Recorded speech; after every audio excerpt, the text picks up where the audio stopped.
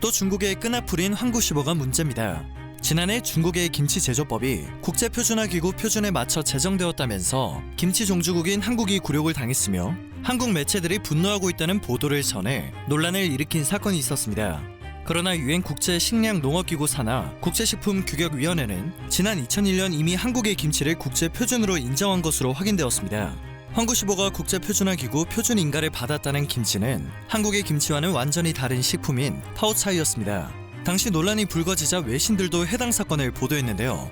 대표적으로 BBC는 한국 김치의 재료와 김장 문화를 소개하면서 중국의 파오차이와 김치가 다름을 설명했습니다. 또한 중국 언론이 사실과 다른 보도를 했음을 비판하기도 했는데요. 중국의 김치 공정이 최근 또다시 여러 가지 논란을 일으키고 있습니다. 김치 공정 논란에 대해 한국의 피해망상이라는 언급까지 한 것으로 전해지며 한국인들의 공분을 사고 있는데요. 최근 중국의 김치 공정 상황이 도대체 어느 정도인지 지금부터 팩트만 전달해드리도록 하겠습니다.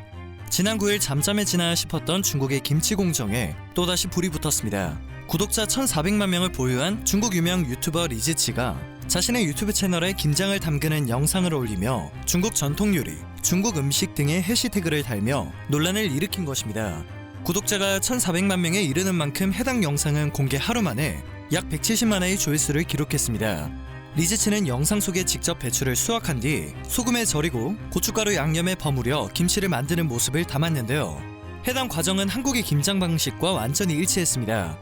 주로 외국인을 대상으로 하는 영상을 제작한다는 점에서 김치가 중국의 음식 문화로 인식될 수 있다는 우려가 제기될 수밖에 없었는데요. 실제로 각국 네티즌들은 영상 댓글에 김치에 관한 영상 중 가장 아름답다, 이 음식을 먹어보고 싶다, 중국 문화에 대해 더 알고 싶어졌다며 많은 관심을 보였습니다.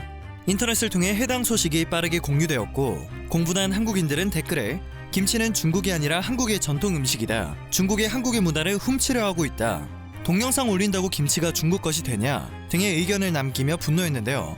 중국인들은 한국을 비난하고 적반하장의 태도를 보였습니다. 중국에서 유튜브는 금지되어 있기 때문에 정부 주도하에 영상을 찍고 업로드하는 것이 아니냐는 의혹도 제기되었습니다. 지원을 해준다는 추측도 끊이지 않고 있는데요. 예상대로 실제 리즈치 채널은 공산당에서 운영을 하고 있는 것으로 확인되었습니다. 중국 공산당은 황구시보나 중국 연구자들을 통해 한국 문화를 중국의 전통 문화인 것처럼 동북공정 작업을 해왔는데요. 이제는 인플루언서를 통해 그 작업 영역을 점점 넓혀가고 있는 것입니다. 논란은 더욱 커졌고 지난 3일 장진 유엔 주재 중국 대사가 SNS에 김치를 홍보하는 게시글을 올린 사실이 밝혀졌습니다. 장진 대사는 트위터에 김장을 한 사진을 올리며 겨울 생활도 다채롭고 즐거울 수 있다, 그 방법 중 하나는 직접 만든 김치를 먹어보는 것이다, 동료들이 정말 맛있다고 말해줬다라는 글을 함께 업로드했는데요. 장진 대사의 트위터 계정에는 중국 정부 계정이라는 표시가 붙어 있었습니다.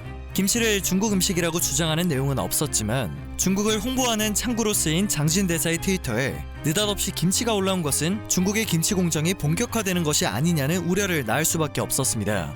그런데 13일 중국 공산당 중앙정치법률위원회의 공식 계정에 리즈치의 김치 만들기가 한국 네티즌들의 문매를 막고 있다, 중국은 이에 맞서 싸워야 한다는 제목의 글이 올라왔습니다.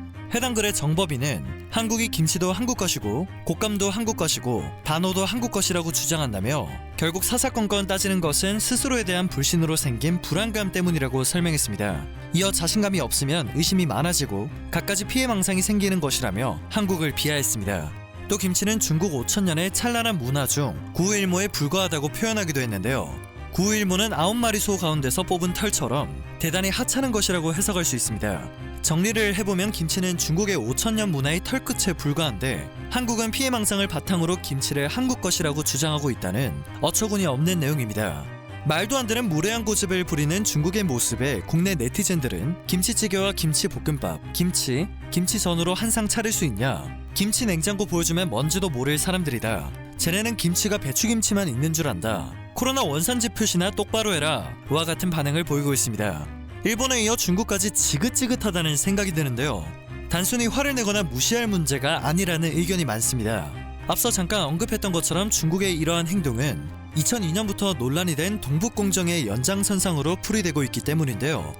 동북공정은 동북변강 역사여행상 계열 영구공정의 줄임말로 중국 국경 안에서 전개된 모든 역사를 중국 역사로 만들기 위한 연구 프로젝트를 뜻합니다. 역사뿐만 아니라 김치와 한복, 노래 등을 대상으로 한 문화 동북공정이 날로 심해지고 있는 것입니다. 일각에서는 중국이 김치를 통한 경제적인 이득을 노리고 있다는 분석도 나오고 있습니다. 김치를 중국 파오차이 문화 속에 집어넣어 세계 시장 점유율을 늘려가려는 목적이라는 분석입니다.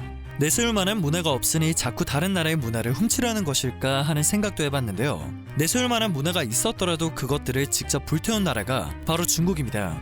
심지어 그러한 문화 대혁명에 대한 역사도 임막음을 당하고 있는 상황인데요. 이러한 현실을 마주하고 있으면서 5천년 문화와 5천년 역사를 운운하는 중국의 모습에는 모순이 가득합니다. 일본과는 다른 음침함으로 한국의 것을 빼앗으려는 중국의 폐악질이 날로 심해지고 있다는 생각이 듭니다. 한국도 머리를 잘 쓰면서 적절한 대응을 계속 해나가야 하지 않을까 싶습니다. 오늘 전해드릴 소식은 여기까지입니다. 영상이 정보가 되셨다면 그것만으로도 감사드립니다. 늘 새롭고 유익한 뉴스를 전하는 로버튜브 되겠습니다.